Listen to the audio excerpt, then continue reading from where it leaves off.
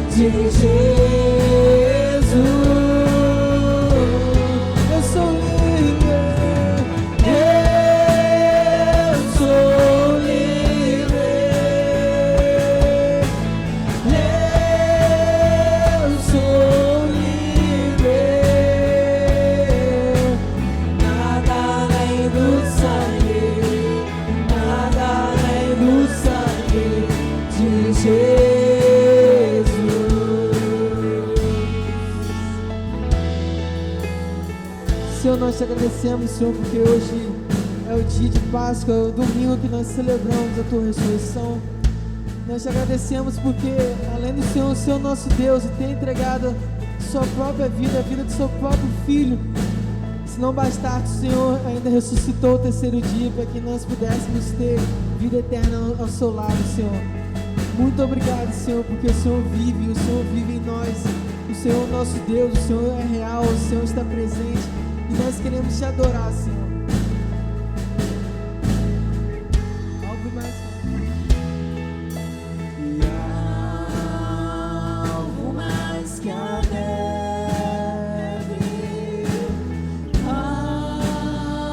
algo mais que a neve.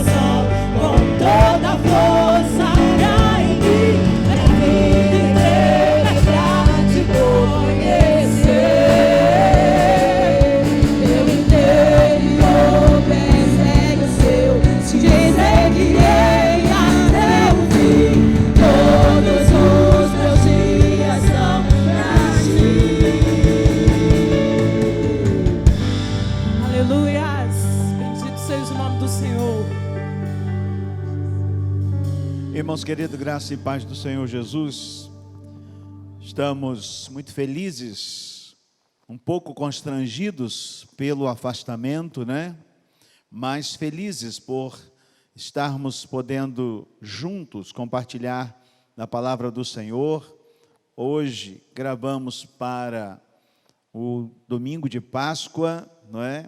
Então a celebração do domingo é o domingo da Páscoa e é o dia da ressurreição do Senhor Jesus. Nunca tivemos na história do Brasil, talvez do mundo, uma Páscoa celebrada nesses moldes, né?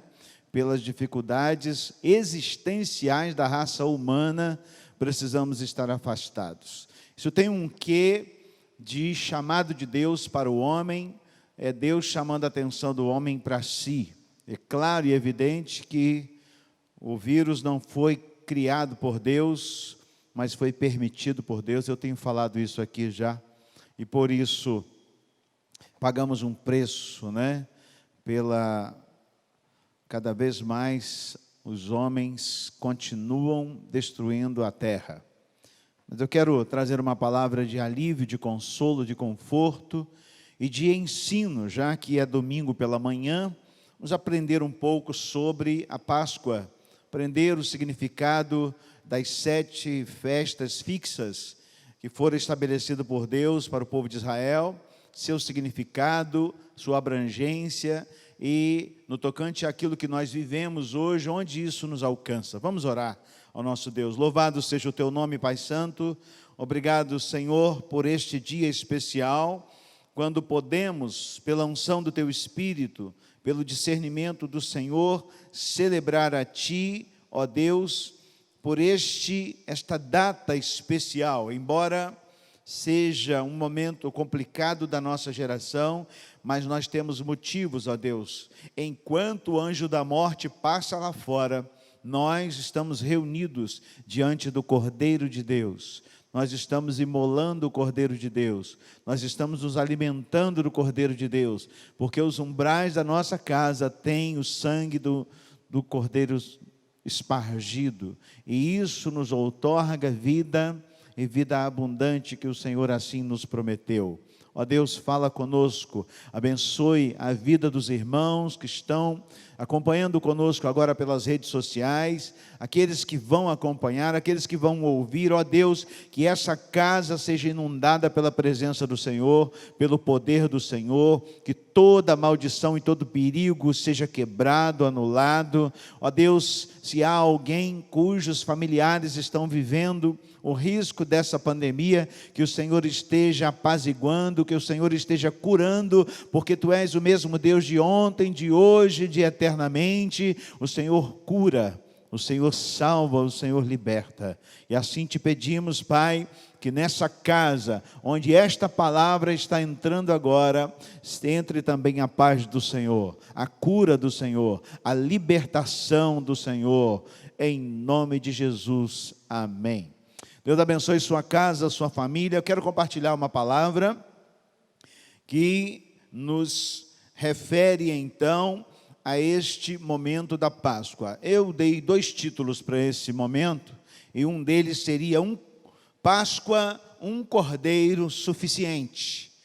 Páscoa, o cordeiro suficiente. Ou então poderia ser um grito na noite. Parece até filme, né?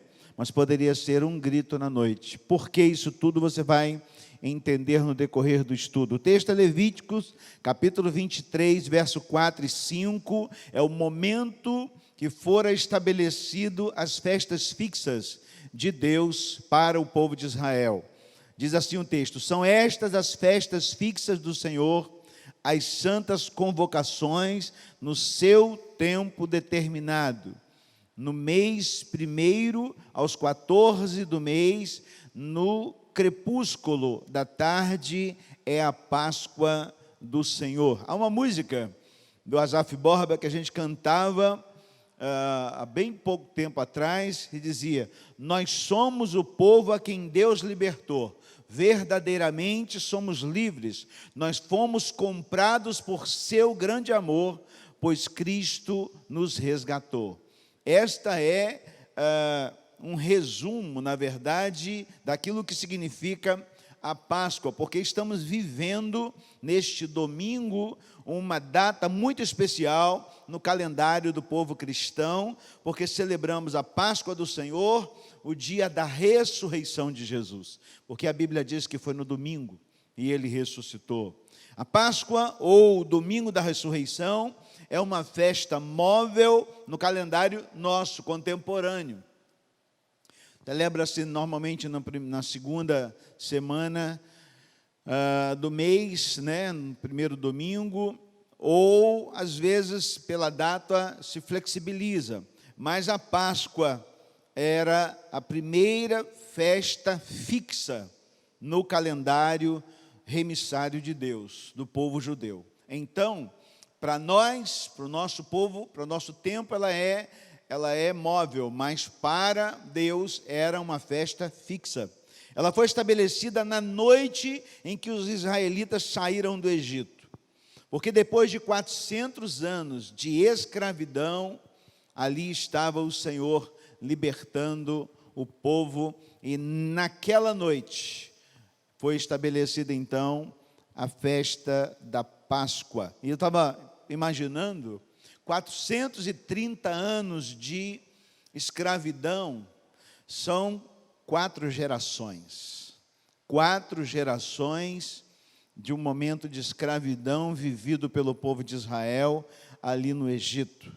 Então, a festa da Páscoa, ela simboliza o início de um novo tempo, o início de uma nova era, o início de uma nova aliança com Deus. Por isso, no capítulo 11 de 1 Coríntios, Paulo, então, relembra aquele momento de celebração que nós utilizamos muitas vezes na nossa ceia, quando diz: fazei isto em memória de mim. A realização da ceia é um momento de memorial, e exatamente as festas fixas eram e tinham o significado de memorial. As 7 festas eram o seguinte: a primeira é a Páscoa, e a Páscoa tem o significado da morte, a ressurreição de Cristo e também da libertação do povo. A segunda festa é a festa dos pães asmos, que tinha o significado da pureza de Cristo. Por isso, durante muitos textos bíblicos, o Senhor sempre lembrava dos seus discípulos para não comer pão com fermento. Pão com fermento significava pureza, né? O fermento significava a manifestação do pecado, né? Mas a implantação ou a utilização do fermento nos pães faziam com que fosse uma contaminação. Então Deus instruía o povo a muitas vezes fazer a festa dos pães asmos, porque se referendava à pureza de Cristo. A terceira festa era a festa das primícias, porque o significado era que Jesus foi o primeiro a ressuscitar dos mortos. Festa das primícias se referendava à ressuscitação do primeiro que fora Jesus. A quarta festa é a festa de Pentecostes, com a inauguração da igreja. Foi quando lá no capítulo 3 de Atos, houve a manifestação do Espírito Santo, e ali então foi a inauguração da igreja cristã. A quinta festa é a festa das trombetas, e tem a ver com o arrebatamento e o retorno de Israel. A sexta festa é o dia da expiação, que era o arrependimento e a conversão de Israel, o significado é esse. E a sétima festa era a festa dos tabernáculos, que tinha a ver com o reino do Messias e a implantação do seu reino aqui na terra. Então essas foram as 7 festas fixas, proclamadas quando o povo se reunia constantemente para festejarem com toda esta simbologia, com esse simbolismo, A festa da Páscoa foi a primeira, e talvez, se pudéssemos elencar, seria a mais importante. Simbolizava o início de uma nova era. O povo foi levado para o Egito na época em que José teria sido governador do Egito. Após a morte de José, com a troca também dos faraós, aquele povo, aqueles administradores começaram então a perseguir o povo de Deus. E o povo de Deus foi escravizado a partir da morte de José. O primeiro mês, no exemplo dessas festas, como diz lá em Êxodo capítulo 12, fala sobre, vamos ler o texto. Disse o Senhor a Moisés e a Arão na terra do Egito: este mês vos será principal dos meses, ou seja, primeiro mês. Será o primeiro mês do ano. Falai a toda a congregação de Israel, dizendo: aos 10 deste mês, cada um tornará para si um cordeiro, segundo a casa dos pais, um cordeiro para cada família. Mas, se a família for pequena para um cordeiro, então convidará ele o seu vizinho mais próximo, conforme o número das almas, calculareis quantos bastem para o cordeiro.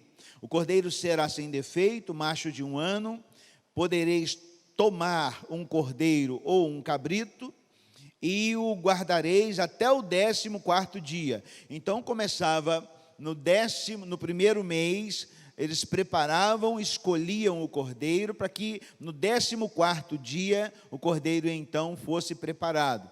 Haverá grande clamor na terra do Egito, qual nunca houve, nem haverá jamais. No verso 7, porém, Verso 5, o cordeiro será sem defeito, macho de 1 ano, podereis tomar um cordeiro ou um cabrito, e o guardareis até o 14º dia do mês, e todo o ajuntamento da congregação de Israel imolará no crepúsculo da tarde. Isso era em torno de 4, 5 horas da tarde. Tomarão do sangue e o porão em ambas as ombreiras e na verga da porta, nas casas em que o comerem. Naquela noite comerão a carne assada no fogo, com pães asmos, ou seja, pães sem fermento, e ervas amargas o comerão. Não comereis do animal nada cru, nem cozido em água, porém assado ao fogo, e a cabeça, as pernas e a fressura. Nada deixarás dele até pela manhã. O que, porém, ficar até pela manhã, queimá-lo-eis. Desta maneira o comereis, lombos cingidos, sandálias nos pés e cajado na mão. Comê-lo-eis à pressa é a Páscoa do Senhor. Esse verso 11 é muito interessante, porque quando foi estabelecida a Páscoa do Senhor? Na noite em que o anjo da morte iria passar pelo Egito e todos os primogênitos daquelas casas, cujos umbrais não tivessem o sangue espargido, iam morrer. E aí, o próprio Deus avisou ao povo, e avisou a Moisés no capítulo 11, depois você pode ler, e disse o seguinte: prepara o povo, prepara o cabrito, cada casa com o seu cabrito, cabrito de acordo, que as pessoas possam comer e não sobrar, se sobrar alguma coisa queima, não quebra nenhum osso. Porque o significado do cordeiro era o cordeiro que seria referenciado lá no Novo Testamento, que era Jesus. E a Bíblia diz que ele foi crucificado e não teve nenhum osso quebrado. Então a figura que estava sendo ali mostrada para o povo em ensinamento se referendava a Jesus no futuro, porque ele era o Cordeiro de Deus, que tira o pecado do mundo. A palavra de Deus diz isso. E então, nesse momento, vai acontecer, Deus chama Moisés, avisa Moisés: olha, hoje à noite eu vou passar, e vai haver muita dor nessa terra. Por isso eu coloquei lá no início um grito na noite, sabe por quê? Porque quando o anjo da morte passa, a Bíblia diz que os umbrais das casas que estavam marcados com o sangue do Cordeiro, o anjo passava sobre. Nas casas que não tinham proteção do sangue do Cordeiro, ele passava dentro. E quando ele entrava na casa, cada primogênito daquela casa morria. Sabe o que isso significava? É que na minha casa, cujos umbrais eu, em obediência, ungi com o sangue do Cordeiro, o anjo da morte passou sobre, mas na casa do meu vizinho houve um grito na noite. Na casa do meu outro vizinho houve outro grito na noite. Na casa de outros vizinhos, e a Bíblia diz que o próprio Deus disse aqui, no texto que eu acabei de ler para os irmãos: haverá grande clamor na terra do Egito, qual nunca houve antes, nem haverá jamais. Porém, contra nenhum dos filhos de Israel, desde os homens até os animais, nem ainda um cão rosnará, para que saibais que o Senhor fez distinção entre os egípcios e os israelitas. Você poderia dizer: ah, mas Deus foi covarde. Deus foi covarde. Ele matou as pessoas que não entenderam a proposta, não entenderam o chamado. Na verdade, não foi assim que aconteceu. Porque no texto mostra que Deus mandou que as pessoas fossem à casa dos seus vizinhos, e quem quisesse estar com eles naquela casa podia ficar, podia entrar, podia comer o cordeiro, desde que fossem circuncidados. Essa questão da circuncisão era a marca de Deus no seu povo. A circuncisão de Deus hoje nas nossas vidas é a circuncisão do nosso coração. O que precisava acontecer para aquelas pessoas livrarem a sua casa da praga da morte, impetrada sobre o Egito, por causa da escravidão que fora feita sobre o povo de Israel, agora só viria sobre aqueles que foram desobedientes. O que eu posso entender com isso, queridos? É que a obediência, a submissão e a circuncisão do coração humano pelo Espírito Santo de Deus protege a nossa casa, protege a minha, protege a sua casa. Eu fiquei tentando imaginar aquela noite no Egito. O faraó foi o primeiro, e quando acordou, o seu filho tinha morrido. E agora o faraó ficou tão louco, porque Deus avisou Moisés: prepara, porque no verso 11 diz assim: desta maneira o comereis. Presta atenção, Moisés, como que o povo vai comer? Lombos cingidos, ou seja, tomado banho, sandália nos pés, cajado na mão, assim comê-lo-eis à pressa. Essa é a Páscoa do Senhor. Por que Deus falou isso com o povo? Porque a hora que o faraó vê que o seu filho primogênito morreu, que souber que os primogênitos dessa sua terra morreram, e que o povo de Israel, ninguém foi alcançado, ele vai expulsar vocês imediatamente do Egito. E foi isso que aconteceu. Então, o que Deus falou? Coma preparado, coma a Páscoa preparado, com roupa pronta para a viagem, porque vocês vão sair corridos do Egito. Porque o faraó, dessa vez, eu vou mobilizar o coração dele para liberar vocês. O estabelecimento da festa foi no 14º dia do mês. Por que que aí as pessoas perguntam, por que era no 14º dia do mês e não foram no primeiro? Porque é o dobro de 7. 14º dia é o dobro de 7. 7 era a perfeição. 7 dias o Senhor Deus criou o mundo, 7 é o número da perfeição. 14º é o dobro da perfeição. O dobro da perfeição. Por isso foi no 14º dia.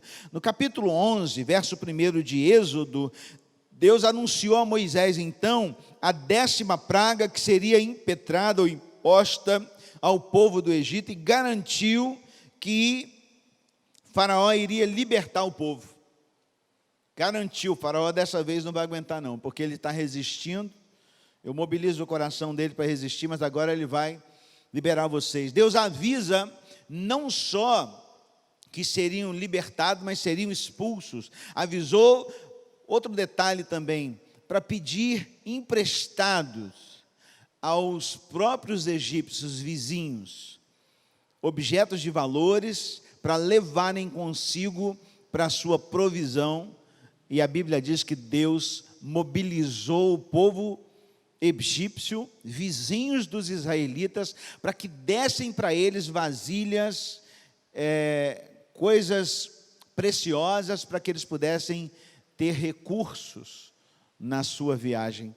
Capítulo 11, verso 2, diz assim: fala agora aos ouvidos do povo, que todo homem peça ao seu vizinho e toda mulher à sua vizinha objetos de prata e de ouro. E o Senhor fez que o seu povo encontrasse favor da parte dos egípcios. Também o homem Moisés era muito famoso na terra do Egito, aos olhos dos oficiais. Sabe, Deus mobilizou os vizinhos do povo de Israel para emprestarem, para dar coisas de valor para o povo, porque eles estavam saindo do Egito e eles teriam provisão a partir daquelas coisas que os vizinhos iriam dar. Sabe o que eu pensei numa hora dessa? É que o tempo todo Deus cuidou do seu povo. Os detalhes, a minha esposa sempre fala isso, Deus era muito detalhista, né? Mas os detalhes com que Deus agia e age é impressionante, porque Ele sabe de todas as coisas. Ele sabia que o povo de Israel iria precisar de recursos, de dinheiro na viagem, naquela saída do Egito. Ainda que Ele soubesse também que Ele iria prover o povo, Deus mobiliza, Deus trata do coração dos vizinhos para que deem coisas ao povo de Israel que iria sair daquela terra. O que eu aprendo com isso? Que em momento nenhum nós, povo de Deus, teremos dificuldades existenciais, porque Deus movimenta pessoas para até nos sustentar. A verdade é essa, sabe? Você que talvez esteja me ouvindo agora e que a sua despensa já está ficando vazia, creia no Senhor, ore ao Senhor, porque Ele, a Bíblia diz que Ele sustenta o seu povo. Creia que do nada, daqui a pouco, alguém vai ligar para você, alguém vai te dizer: eu vim aqui porque Deus me mandou trazer tal recurso para você. Porque foi assim com o povo de Israel, também saindo do Egito. Quando nós olhamos neste inteirinho da 10ª praga, era recomendado que cada família matasse um cordeiro para o sacrifício. Eu já falei, Deus que nunca aprova desperdício, também disse: não deixa sobrar nada. E esta simbologia era exatamente a instituição do cordeiro suficiente, cujo sangue evitava a morte dos primogênitos na passagem da praga. Sacrificar um cordeiro ao Senhor, para aquele povo, não era novidade nenhuma. mas espargir o sangue nos umbrais do animal sacrificado, isso sim era diferente. Isso tinha uma demonstração de Deus em que aquela família estava sendo coberta pelo sangue do Cordeiro de Israel. Era uma advertência, era uma maneira didática de ensinar o povo a crer na provisão e na proteção de Deus. A falta dessa observância, dessa obediência, culminaria com a morte dos primogênitos. O cordeiro não teria nenhum osso quebrado, porque Jesus seria o Cordeiro de Deus que não teria os seus ossos quebrados na cruz. As portas ungidas com o sangue remetiam a uma porta de entrada para uma aliança de proteção e livramento da morte.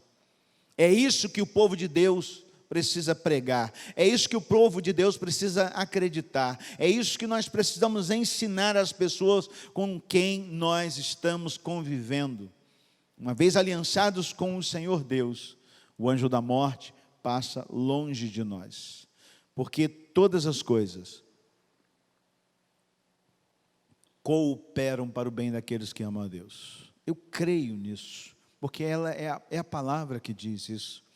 Você precisa acreditar que Deus quer ser seu Senhor, e por conta das suas ideologias loucas, satanizadas, impregnada de pecado e de egolatria, tem feito você sofrer tanto. E talvez seja neste momento em que nós estamos percebendo que muitos ateus estão se convertendo a Jesus Cristo, nesse período de pandemia. Hoje eu li uma reportagem que os médicos estão se convertendo nos hospitais a Jesus Cristo, porque nesse momento veem que nem medicamento resolve, que só Deus resolve, só Deus pode proibir aquela praga de chegar na nossa casa. Estão se convertendo, as pessoas estão vindo para Jesus. A Bíblia diz que, em se tratando de porta, Jesus era chamado de a porta. Em João 10, de 1 a 4, ele se mesmo intitula assim. João 10, de 1 a 4, diz assim: em verdade vos digo, o que não entra pela porta no aprisco das ovelhas, mas sobe por outra parte, esse é ladrão e salteador. Aquele, porém, que entra pela porta, esse é o pastor das ovelhas. Está falando daquele que é o zeloso, o cuidadoso. Para este, o porteiro abre, as ovelhas ouvem a sua voz, ele chama pelo nome as suas próprias ovelhas e as conduz para fora. Depois de fazer sair todas as que lhe pertencem, vai adiante delas, e elas o seguem, porque lhe reconhecem a voz. Esse é o Senhor Jesus. A única provisão para a salvação para Israel naquela noite era permanecer dentro da casa, cujas portas estavam marcadas. E a gente está ficando em casa agora, estamos tendo uma oportunidade rica, mas também problemática para muitos, de conviver em família. Mas foi assim também que o povo foi orientado naquele período: fica em casa, aquela noite fica em casa. Mas não é ficar em casa escondido somente, sabe por quê? Porque aquele povo foi chamado para ficar em casa, mas foi provido pelo Senhor do cordeiro. Ele disse: comam um cordeiro, fiquem em casa, mas façam festa. Fiquem em casa, mas se preparem. Fiquem em casa, porque grandes coisas eu vou fazer através de vocês e por vocês a partir de amanhã. Fiquem em casa, porque essa é a última noite da escravidão. Fiquem em casa, porque comendo o cordeiro e tendo a marca do sangue dele na sua porta, amanhã você será livre, será liberto, e eu vou andar com você por onde você for. Eu vou fazer maravilhas, eu vou abrir o mar para que vocês passem, eu vou fazer cair do céu codornizas, eu vou proteger com a nuvem, eu vou cobrir vocês com coluna de fogo. Enfim, Deus já sabia o que ia fazer, mas aquele povo ainda não. Era a última provisão para a salvação de Israel. Cada pessoa deveria estar coberta, precisava estar coberta pelo sangue. No capítulo 12 de Êxodo, verso 38, subiam também com eles um misto de gente, ovelhas, gado, muitíssimos animais. Se você quiser ler na sua casa depois, capítulo 12 de Êxodo, verso 38, dizia que não só o povo de Israel saiu do Egito, mas outras pessoas saíram junto com eles. Misto de gente significa outras pessoas já saíram com eles também. Sabe o que a gente entende? É que na saída do Egito havia no meio do povo de Israel outras pessoas. Não foi apenas por Israel que Deus libertou naquela noite através do sangue do Cordeiro nos umbrais. Deus libertou muitas outras pessoas. Isso mostra que Deus não faz acepção de pessoas. Êxodo 12, 48 e 49 diz que desde que seja circuncidado, a pessoa poderia ficar e comer, eu já falei isso. 1 Pedro capítulo 1, verso 18 e 19, o sangue do Cordeiro Santo que nos reuniu, tinha um significado, comer o Cordeiro. O significado de comer o Cordeiro era na seguinte explicação. Primeiro, a carne deveria ser assada. Por que Deus proibiu de comer cozido? Porque Deus proibia, porque a carne é como se fosse assim, não serviria como símbolo dos sofrimentos e agonias de Cristo, passando pelo fogo purificador de Deus para purificar-nos. Ser assado, cordeiro sendo assado, é porque precisaria nós passarmos pelo fogo de Deus para sermos purificados. Essa era a simbologia. A segunda simbologia dos pães asmos eu já expliquei, porque o macho seria perfeito e o pão deveria ser perfeito, sem fermento, sem mistura, uma vida espiritual pura, consagrada, determinada em servir ao Senhor. Isso significa comer o cordeiro assado com pães asmos. E também falava em ervas amargas. A significação era que essas ervas representam as experiências amargas que o nosso Senhor Jesus viveria ainda no futuro, quando seria ridicularizado, quando seria desrespeitado, rejeitado e perseguido. As ervas amargas significava isso, a simbologia também. A Páscoa deu ao povo de Deus e dá o livramento da escravidão. Faraó perdeu o seu primogênito por não ter um coração acessível a Deus. Muitos hoje em dia ainda têm perdido filhos, famílias, casamentos, recursos, bens, porque continuam como o povo do Egito, sem se submeter a Deus. No Êxodo capítulo 12, verso 11, e em 1 Coríntios capítulo 11, verso 26, diz assim: desta maneira o comereis.